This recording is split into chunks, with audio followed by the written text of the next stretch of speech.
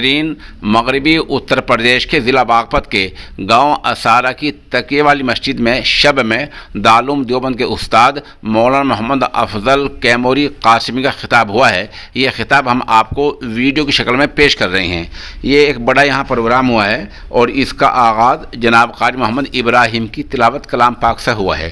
इस मौके पर मौलाना मोहम्मद मुस्तकीम, मुफ्ती मोहम्मद आदिल, मौलाना मोहम्मद फुरकान, कारी मोहम्मद यामीन, कारी मोहम्मद सालिम, कारी मोहम्मद जावेद, कारी मोहम्मद हम्माद और यहाँ सैकड़ों लोग शरीक हुए हैं। ये रिपोर्ट हमें गांव असारा से जनाब कारी मोहम्मद तारिक फलाही ने भेजी है। अब आप हजरत मौलाना का वीडियो बयान सुनें। दुनिया वालों के लिए इस्लाम की रुकावट क्यों बने?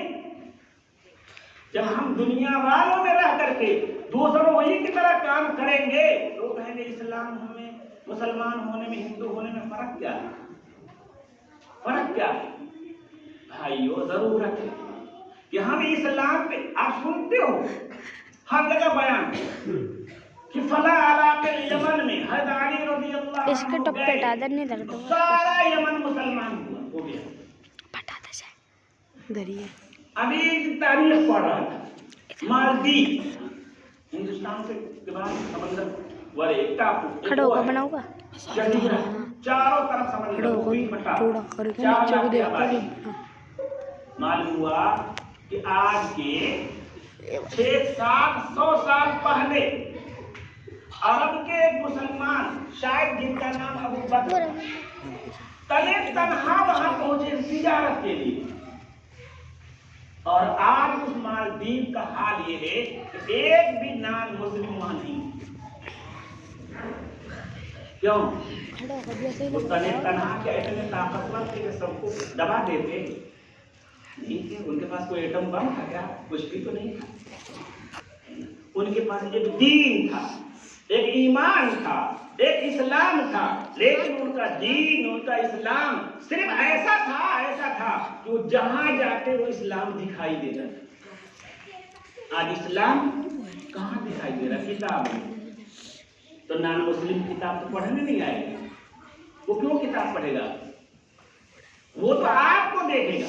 तो आप जब चलता फिरता मुसलमान हो जाएंगे, चलते फिरते इस्लाम हो जाएंगे, चलते फिरता ईमान हो जाएंगे, तब जाके इस्लाम के लिए आप एक मनारे नूर बनेंगे। तब जाके आप अल्लाह ताला सारे इंसानों की हिदायत का जरिया बनाएगा। तो भाइयों, कम से कम अगर हम अपने लिए नहीं तो इस्लाम ही के लिए मुसलमान बन जाए। इस्लाम के हमारे अमल और गैर मुस्लिमों के अमल में